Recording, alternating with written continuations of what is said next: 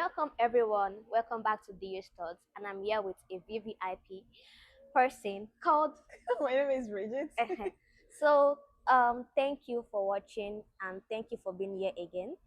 Today, our topic is how exposure changed our mindset, my mindset, and our mindset. So, keep up and Bridget. Mm, So, our topic is how exposure changed my mindset. okay. So, you're an international student here in Canada. Yes. So, how has that been like for you? And how has your perception changed about some certain things? Okay. Being an international student has not been easy. Mm, I will just be honest. Just for the people out there who are willing to travel, it's not easy. Like you go through a lot of things. mm, Your mental health is at stake. Your physical health is at stake. Financial health is at stake, and then even your spiritual life mm. is usually at stake. And but God has been good Yeah. ever since I came.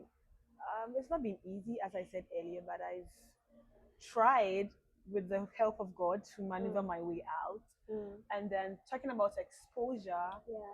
um, my mindset has actually changed since I came here Mm, because there were a lot of things that I used to think way back home that has actually changed.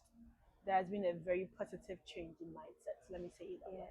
yeah. So, what are one of the things that you feel like has particularly changed about you? One of the things that has particularly changed about me is how to deal with human beings.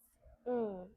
Yes, it has really So, changed. in what aspects? Because if I feel like something particularly has changed about me, I feel like my mindset on gender, the gayism and the sexism, everything. Mm, Because yeah, there are multiple genders, but back home there are just two genders that I know about, male and female. mm, But yeah, I feel like their exposure has impacted more on my own mindset. I feel like now it is actually normal for them to have more than two genders. okay. So, what is like a certain thing that also changed about you? Okay, so just as I said, the way I relate with people Mm. and then the way I view people in the very big shell, Yeah. because I wouldn't say I used to cancel on people a lot, but Mm. maybe that was what I used to do. And then I was that type of person that did not really give people a chance. Mm. The moment you mess up, that is all. I just cut you off. It was that simple for me. I Yeah, just cut people off. I used to cut people off a off lot. a lot. Yeah. And when I came here, I've Mm. gotten to understand that people go through a lot. Mm.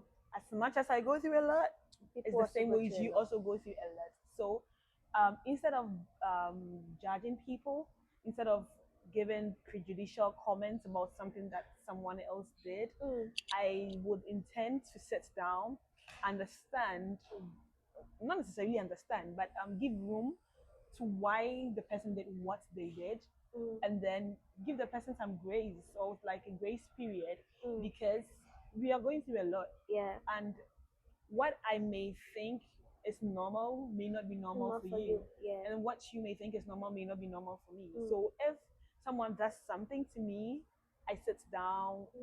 Usually I write them down in my journal, like in my diary, and then I kind of create a scenario about what happened, Mm. and then I write the reasons why, or some of the reasons why I think the person did what he or she did, Mm. and then also I write some of the solutions that I think I can attach to what the person did, and then sometimes what I do is that to the extremist I would call the person Mm. and be like, hey, I realized that you did this and that. I'm okay if you want to share with me why you did this, or if you don't want to share, that's fine with me. But I want you to know that I still love you no matter what you did. Yeah. And then I appreciate the fact that you actually show your emotion. And then we kind of settle on what we will do moving forward with regards to what the person did to me. Yeah. I think I have to learn that from you.